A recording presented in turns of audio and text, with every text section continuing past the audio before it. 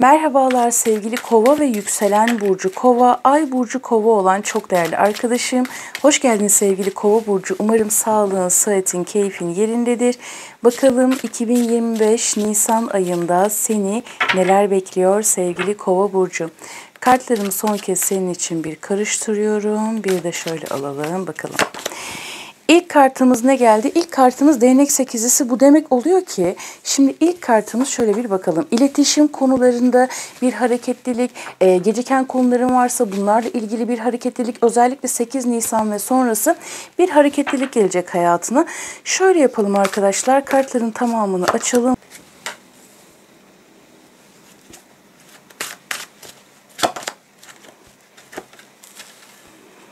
Kupa beşlisi. Kupa onlusu, bakalım neler gelecek. Hep kupalardan gidiyoruz arkadaşlar. Kupa altılısı sevgili Kova burcu. Şu ana kadar senin dışında kimseye bu kadar çok kupa çıkmamıştı açıkçası. Tılsım onlusu ama burası çok güzel. Yani geçmişte hak ettiğin bir şeyin de sana gelmesi var. Daha önce de kovalara buna benzer bir şey çıkmıştı hatırlarsanız. Yaptığınız bir iyiliğin karşılığını alma ile ilgili. Kadersel olarak bir süreç var burada. Hemen bir bakalım. Tılsım dörtlüsü, ermiş kartı. Kupa dörtlüsü. Şöyle bir bakalım. Destenin altında da ölüm kartı çıkmış. Hepsine tek tek bakacağız arkadaşlar. Azize. Bakın hep kupa arkadaşlar, ne oldu böyle Kova burçlarına, peki bakalım. Bir tane daha alalım. Kılıç ikilisi. Burada bir kararsızlık da var. Yani bir karar verme noktasındasın. Ve güneş kartı. Şimdi Nisan ayının ilk özeti senin için sevgili Kova burcu. Net olmak çok önemli olacak. Yani Nisan ayında birazcık kararsız olabilirsin. Neyi yapsam, hangi tarafa gitsem, neyi tercih etsem. Bu sadece yapmak istediğin olaylarda ve işlerde geçerli değil aslında. Hani kişilerle alakalı, hani şey deriz ya, işte bu insan acaba dürüst mü, doğru mu, yanlış mı? Bunlarla ilgili bir karar vermekte. Her anlamda bir kararsızlık söz konusu. Buna dikkat etmen lazım. Yani Nisan ayının ana konusu senin için aslında karar vermek olacak sevgili Kova burcu. Bu dikkat etmen gereken ilk konu diyebilirim. Bir de arkadaşlar destenin altında ölüm kartı da olduğu için sevgili Kova burcu özellikle şuna çok dikkat etmen lazım. Hani hesap kitap yapma noktasında çok dikkatli olman lazım. Burada nasıl bir şey söylenir bu? Korkulardan dolayı hareket edememek var. Yani kafanda planladığın durumlar söz konusu, yapmak istediğin işler, eylemler söz konusu. Fakat bazı korkular ve kaygılar var. Yani geleceğini tam olarak hani net bir şekilde göremiyorsun aslında. Fakat bu durum özellikle Nisan ayının 10'undan sonra, bak 10'u çok önemli. Yani kader sayısı 10, kupa onlusu, tılsım onlusu. Özellikle 10'undan sonra bir netlik gelecek hayatına. Burada karar veremiyorsun. Hislerine güvenmen çok önemli. Hatta şöyle yapalım. Önce sağlıktan gidelim. Dikkat etmen gerekenleri söyleyelim. Sonra da senin için olacak olan gelişmelerden bahsedelim. Şimdi burada sağlıkla ilgili öncelikle şuna dikkat edeceksin. Parayla ilgili her türlü konuya dikkat et. Paranı iyi tutman, paranı biriktirmen, doğru yatırımlara yönelmen senin için çok önemli olacak Nisan ayında.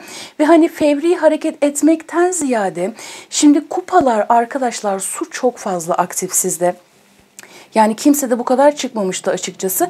Yani diyor ki bak sistem burada senin Nisan ayında ermişle birlikte aynı zamanda olabildiğin kadar akışta kalman lazım. Hani sistem sana ne getiriyorsa, ne sunuyorsa olabildiği kadar akışta kalman lazım. Korku, kaygı, endişe, kuruntu, o ne dedi, bu ne dedi, şu ne dedi, işte şunu yapacağım ama şöyle olmaz ki. Hani hayatı böyle geldiği gibi yaşamak lazım diyor sana aslında sevgili Kova burcu.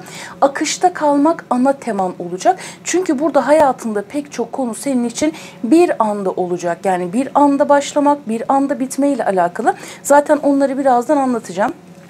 Ölüm kartını da şöyle bir koyalım. Burada bak yanan ateşten, hatta onu birazdan anlatayım arkadaşlar. Bakın burası çok güzel.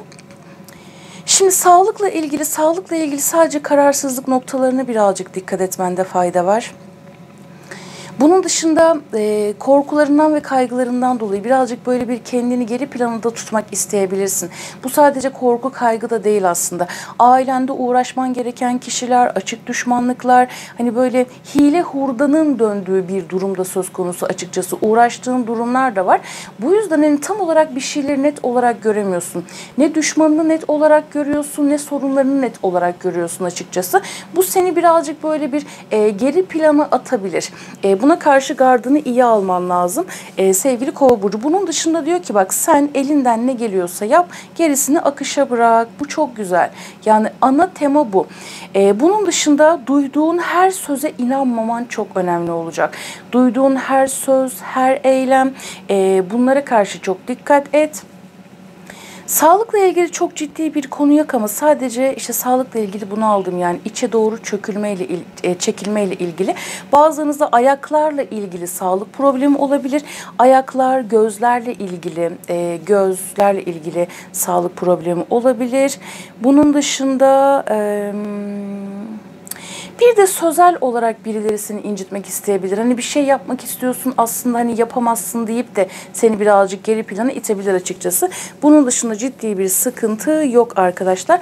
Geçmişten gelen sağlık problemleri, böbreklerle ilgili sıkıntı yaşayan arkadaşlarım varsa ya da işte az su tüketmeyle ilgili sıkıntı yaşayanlar varsa hani bunlar da zaten yoluna doğru gidecek. Yani sağlıkla ilgili aradığın, araştırdığın uzman bir doktor varsa iyi bir doktor ile de karşılaşacaksın ama özellikle ayın ilk yarısı birazcık daha tedbirli ve birazcık daha dikkatli olman lazım. Şimdi burada mesajlaşmaların çok artacak, görüşmelerin çok artacak, iletişim trafiğin oldukça artacak. Yani direkt zaten asa sekizlisiyle başladık. Aynı zamanda burada pek çoğunuz yurt dışına gitmek olabilir, yer değiştirmek olabilir, bulunduğunuz yerden başka bir yere gitmek de olabilir. Burada zaten kadersel olarak yani senin kariyerinle ilgili çok farklı bir dönüm noktasına geçiş yapacaksın. Yani burada bir alternatif, bir fırsat, bir seçenek senin karşına çıkıyor olacak. Bunu çok da iyi değerlendireceksin aslında sevgili Kova burcu.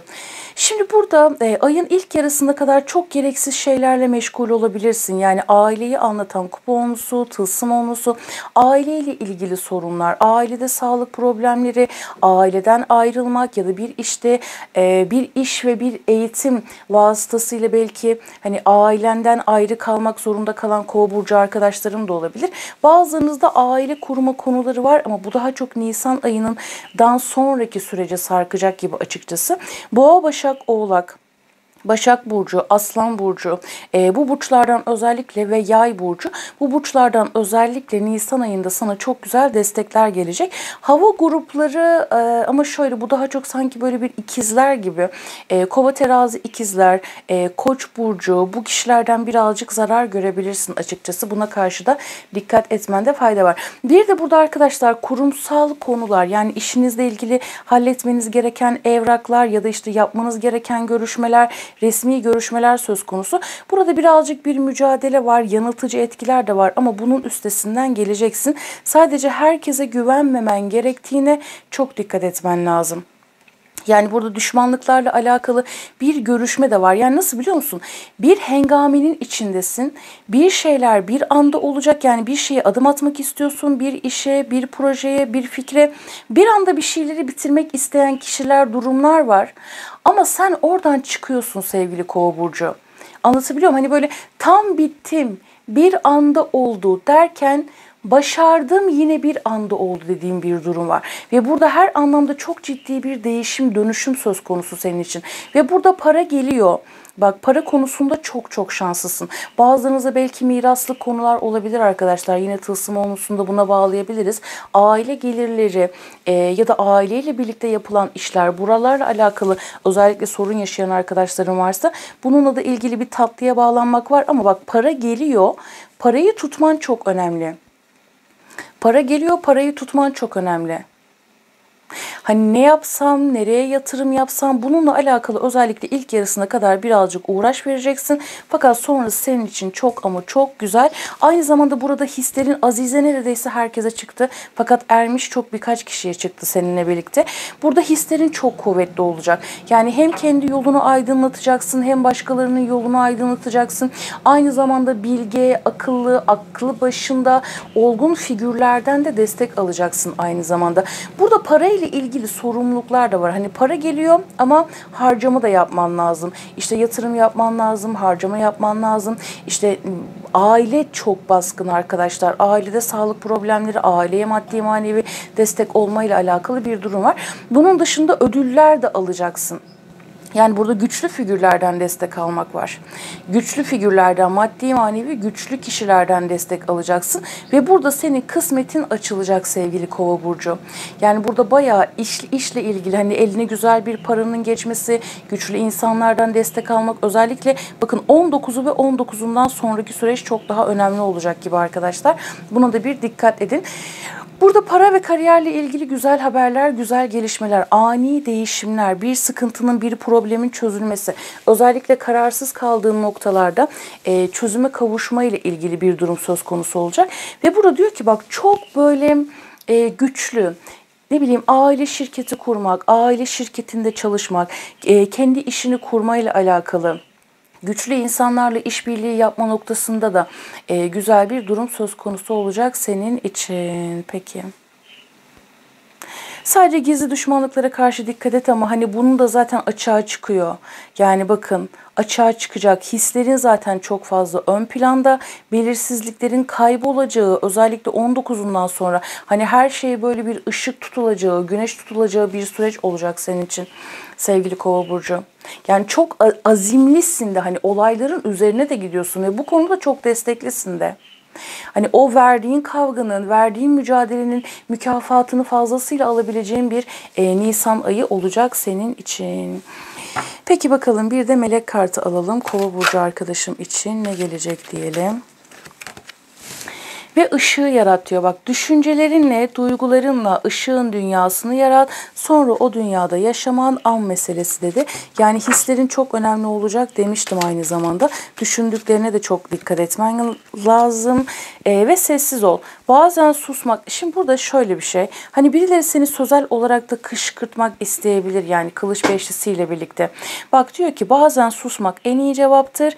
Ve aynı zamanda zihnin, hani kimse bir şey yapmasa bile, ki benim gördüğüm kadarıyla hani dış etkenlerin sende oluşturabilecek negatif durumunu zaten azaltma enerjisine geçmişsin. Öyle de devam etsin diyelim. Burada kendi zihnin de aynı zamanda. Zihnini susturduğunda meleklerin sesini duyabilirsin diyor ve sevgisini. Peki bir tane daha alalım bakalım. Ve sabırla bekle. Burada sabrettiğin bir şeyin mükafatını almak var. Yani kupa altılısı, geçmişte hak ettiğin bir fırsat, hak ettiğin bir nasip, yaptığın bir iyiliğin karşılığını alma ile ilgili de çok güzel bir etki var. Hani burada şey diyebilirsin, başıma böyle bir kötülük geldi, böyle bir sıkıntı geldi ama hani bak, bunu da aştım. Yani bu olmasaydı belki daha kötüsü olabilirdi gibi bir durumla da karşılaşacaksın aynı zamanda. Burası çok güzel. Güzelliğin gülleri sabrın bahçesinde yeşerir. Hani dedik ya, akışta kalmak çok önemli. Beklemek, tam bir ermiş gibi. Yani bakın, ermiş kartıyla birlikte zaten su etkisi sende çok yüksek. Tam bir ermiş gibi. Sabırla bekle diyor ya. Zaten her şey önüne patır patır dökülecek diyor sevgili Kova burcu. Peki bakalım ne gelecek diyelim. Ve netlik. Netlik elde etmek için biraz alanını genişlet. Böylece önünde uzanan muhteşem geleceği görebilirsin dedi. Burada arkadaşlar tabii uzman kişilerle görüşmek derken şöyle de bir durum var. Yani bu bir mali müşavir olabilir, muhasebeci olabilir. Hani herkes kendi durumuna göre alsın. Bazılarınız için doktor, hani hiçbir şeyin yoktur, sağlıkla ilgili bir durum vardır. Burası da şifa noktasına gidecek zaten. Burada netlik elde etmek için alanını birazcık, bakın bereket çok güzel, bu kimseye çıkmamıştı. Netlik elde etmek için alanını birazcık genişlet. Böylece önünde uzanan muhteşem geleceği görebilirsin dedi. Yani burada alanını genişletmek derken düşünce yapını genişletmek, daha farklı perspektiflerden, ne güzel söyledim ya. Olaylara bakabilmek, aynı zamanda meslek alanına ilgili yeni değişimlere, yeni gelişimlere açık olmayla alakalı güzel bir mesaj verdi. Ve bereket kartı diyor ki bak şimdi, büyük bir yaşam değişikliği ve büyük nimetler geliyor. Beklenmedik durumlara hazırlan. Bu çok güçlü ve büyülü bir an diyor sevgili Kova burcu. Peki yorumlarım bu şekildeydi. Her şey güzel kalbine göre olsun. Kendine çok ama çok iyi bak. Görüşmek üzere. Hoşça kal.